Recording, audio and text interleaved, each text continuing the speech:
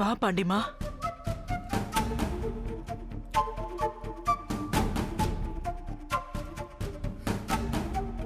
வாங்க தம்பி. அதத்தான் நாங்களும் சொல்ல வந்திருக்கோம்.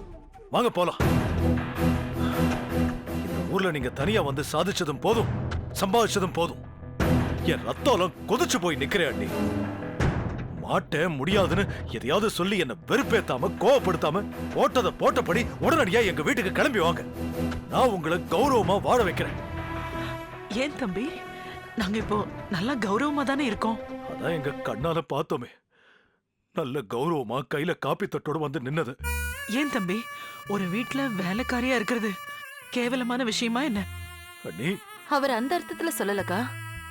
நாங்கெல்லாம் இருக்கிறப்ப நீங்க எதுக்கு இந்த வேலையை பார்க்கணும்னு கேக்குறாரு. உங்களுக்கு தெரியாதுக்கா, உங்களை பார்த்த நிமிஷத்துல இருந்து போன நிமிஷம் வரைக்கும் நாங்க 2 பேரும் அழுதுகிட்டே தான் இருந்தோம். உங்களை அந்த கோலத்துல வச்சு பார்த்தத எங்களால தாங்கிக்க முடியலக்கா. முத 2-3 நாளைக்கு எனக்கு கூட அப்படிதான் வெக்கமா இருந்தது, வேதனையா கூட இருந்துச்சு. போக போக எல்லாம் சரியா போயிடுச்சு. நம்மள நம்பி ஒரு குடும்பம் இருக்குன்னு நினைச்சேன். என்னோட பழைய பெருமையெல்லாம் காணாமலே போயிடுச்சு. இன்னும் கொஞ்ச நாள் போனா நீங்களும் நான் நின்ன காட்சியெல்லாம் மறந்துடுவீங்க. சரி, அதை விடுங்க. 2 பேருக்கும் காஃபி போட்டு கொடுக்கட்டுமா? அப்படி போடுற காஃபில கொஞ்சம் விஷத்தை கலந்து கொடுத்துருங்க, உங்களுக்கு புண்ணியமா போகும். இவ்வளவு நாள் நீங்க என் பேச்ச கேட்கல, இப்போ அது கேளுங்க. கேளுங்க, என்ன கேளுங்க, கேட்டே ஆகணும். எல்லாரும் புறப்பட்டு என் கூட வாங்க. இல்ல முத்துப்பாண்டி, அது நல்லா இருக்காது. நாங்க இங்கே இருந்துக்கிறோம். ஏன்னு நல்லா இருக்காது? வேணாம் முத்துப்பாண்டி, ஒரு தடவை ஊரும் வேண்டாம் யாரும் வேண்டான்னு வந்துட்டோம். கடைசி வரைக்கும் அதே மாதிரி இருந்துடுறோம். விட்டுருப்பா. நீங்கள்லாம் கஷ்டப்படுறத பார்த்துட்டு எங்களால நிம்மதியா இருக்க முடியுமான்னு? இருக்க பழகிக்க முத்துப்பாண்டி, அதுதான் எல்லாருக்கும் நல்லது. என்னால வேலைக்கு போக முடியல முத்துப்பாண்டி. போகக்கூடாதுன்னெல்லாம் இல்லை, டாக்டர் தான் வேலைக்கு போகக்கூடாதுன்னு சொல்லிட்டாரு. அது மட்டும் இல்லை, இவ்வளவு என்ன வேலைக்கு எங்கேயும் போகக்கூடாதுன்னு சொல்லிட்டா. திலகா வேற கர்ப்பமா இருக்கா.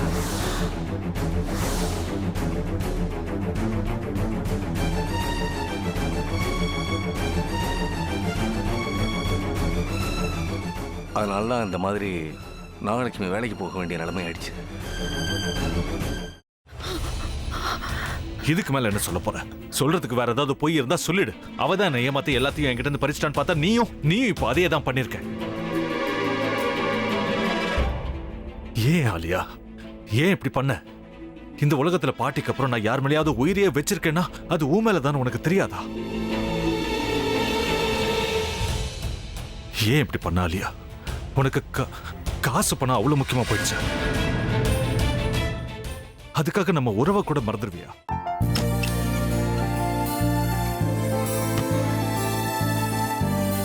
சக்தி ஒரு நிமிஷம்.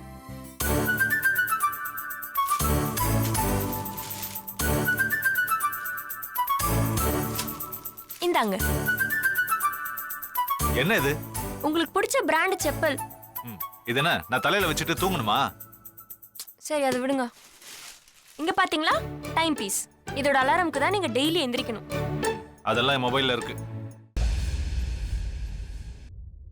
முத்து, முத்து,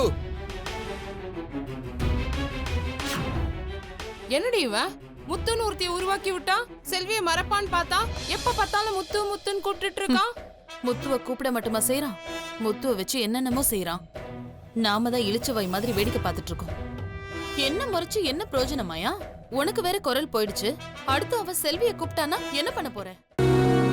உன்னுடைய விருப்பப்படியே நீ ராமநாத வீட்டு மருமகளா வாழ போற. கண்டிப்பா என்னுடைய ஸ்தானத்திலிருந்து அவன் உன்னை நல்லா பார்த்துக்குவான். அம்மா, டேய், அவரை பத்தி தான் உனக்கு தெரியும்ல. அவர் எந்த முடிவு எடுத்தாலும் அதான் ஃபைனல். நம்ம அப்பா வேணுமா வேணாமாங்கிறத நீயே முடிவு பண்ணிக்கோ. வாடா.